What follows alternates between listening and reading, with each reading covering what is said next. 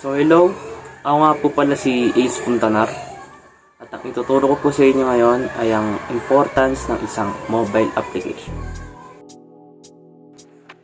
Sa panahon ngayon, karamihan sa mga tao ay mayroon ng mga smartphones. At ang internet ay importante sa smartphones ngayon dahil 80% of time spent on mobile devices is spent using apps or browsing for the latest ones. Ang mga mobile websites at responsive website designs ay isang malaking bagay na sinisiguro na ang iyong business ay lubos na makikita ng mga tao kapag naghahanap sila ng mga kinakailangan. Ano nga ba ang mobile application?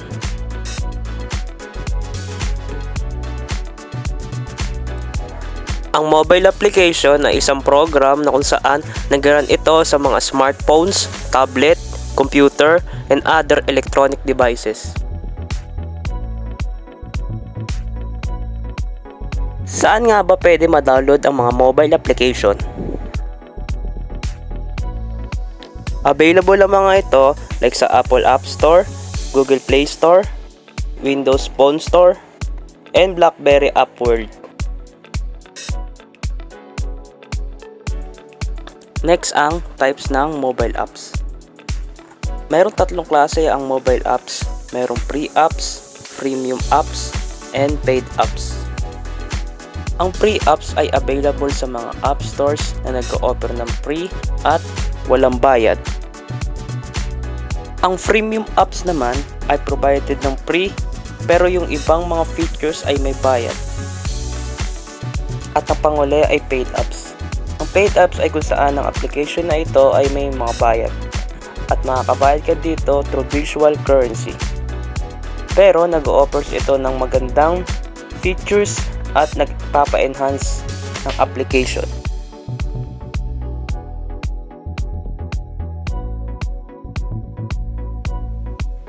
Ang next ay ang importance ng apps para sa business.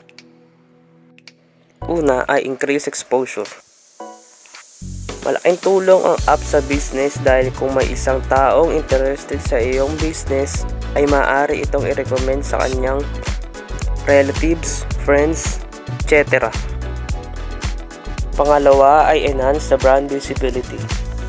Mahalaga na may logo ang iyong apps or business para kapag hindi alam ng mga tao ang pangalan ng iyong business ay familiar sila doon sa logo na iyong ginawa. Pangatlo, build relationship and loyalty. Kagaya ito ng number 1 na increase exposure na kapag meron kang client at napasatisfy mo siya sa iyong business ay magkakaroon kayo ng relationship at loyalty sa isa't isa. At last, creates a strong sell. Basically, ang paggawa ng apps para sa business mo ay isang malaking tulong na ito para mapalago ang iyong business.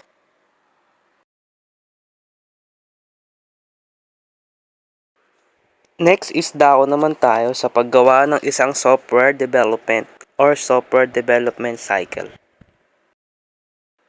Sa software development life cycle ay meron itong 7 kinakailangan.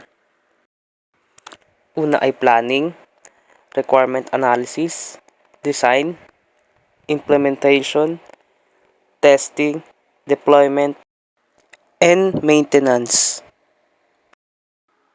Una ay planning. Sa paggawa ng isang successful na application, dapat meron itong user registration, login, logout, at dashboard. Sa user registration, dito i-input ng client or user ang kanyang credentials.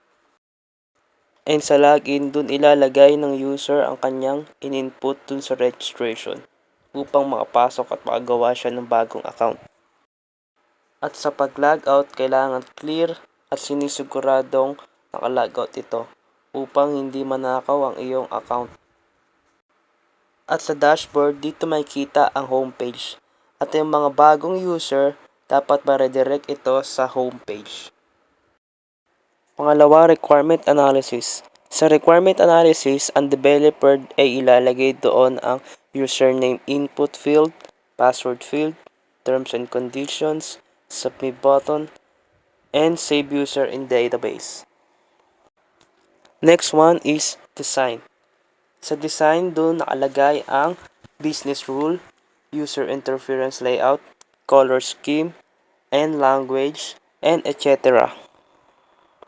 Next, implementation or coding. This is basically set up a physical hardware that nagko-code yung isang developer. Next is testing. Mahalaga ang testing para sa paggawa ng application upang ma-analyze at maayos ang mga bugs doon sa may application na ginawa ng developer. Next is deployment. Ang deployment is basically getting ready na ang app at mag-i-install ang production ng more hardwares, and dito rin magpe-present ang links ng isang software application. Next one is maintenance. Last one is maintenance. Siyempre, nailabas na sa public ang iyong software or application, and ang maintenance ay nagsisilbing load the stress. Kumbaga, kapag marami na ang gumagamit ng isang application, ay ma-maintain ito at hindi ito masisira. At kung may mga bugs na nangyari, ay kailangan ipadala agad ito sa email nila upang maayos at hindi makorap ang isang app.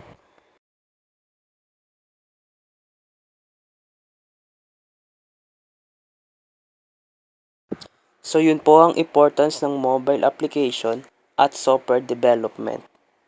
Thank you po.